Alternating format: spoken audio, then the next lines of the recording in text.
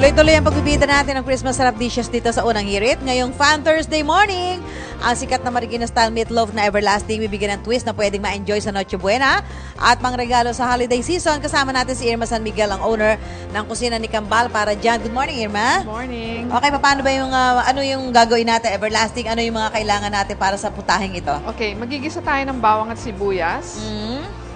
Okay. Okay. Habang ginigisa yung bawang at sibuyas.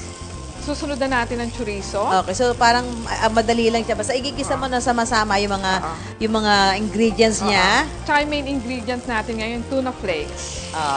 Instead of pork. Ayan. So kaya siya naging tuna everlasting kasi sa halip na karne nga tuna ang Nalagay ko na yung pickles. ang gagamitin. Tomato paste. So maganda ba dyan yung fresh tuna or yung nasa lata na? Nasa lata na. Okay, para as bagay nasa lata, mas malasa din pati, di ba? Okay, mix lang. Raisins. Mix lang yan. Para gawing mas, para ito nagiging mas espesyal. Aside from pinalitan mo yung pork ng tuna, Irma, para siya nagiging mas espesyal. Nalagyan pa ng cheese, mga ibang ingredients like raisins. Masarap din yan, pampasarap din yan. Okay, so may cheese. Pero di ba talaga naman meron siyang egg? Merong egg. Okay, so itong ginagawa natin, magkano yung pwede mong gastusin para makapaggawa sa isang lianera? Actually, sa isang 500, meron ka ng magagawang mga 4 hanggang 5. Yung 500, okay. Pesos. Tapos, ilan na magagawa mo doon? Mga 4 na? Mga 4 na lanera. And then, magkano mo siya ibebenta? 150. Ang isa? Okay, so meron ka ng 600. Gaano naman katagal? Ayan, so nakita nyo na, ginisa na, ilalagay na yung egg. Kayo ba talaga nag-aaral? O nag-aaral? Ang gusyoso lang kayo. Pagka medyo malamig na. Ayun, pampakapit yung itlog na para mag-hold siya. Kailangan doon palamigin. Palalamigin muna siya, di ba? Tapos ilalagay mo na siya sa... Lalamig sa tiyan yan.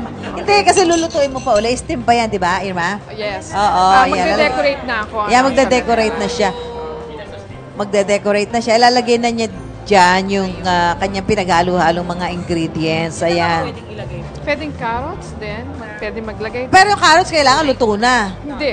Hilaw din? Oo, maluluto naman siya pag in-steam eh. Okay, so i-steam natin siya. Gaano katagal siya i-steam, Irma? 30 minutes. 30 minutes. Kung wala kayo steamer, pwede ba yung tubig lang na kumukulo na kawali? Pwede. Yan, okay. At yan, pagka naluto na, si Rhea, kunwari siya nagluto, hindi.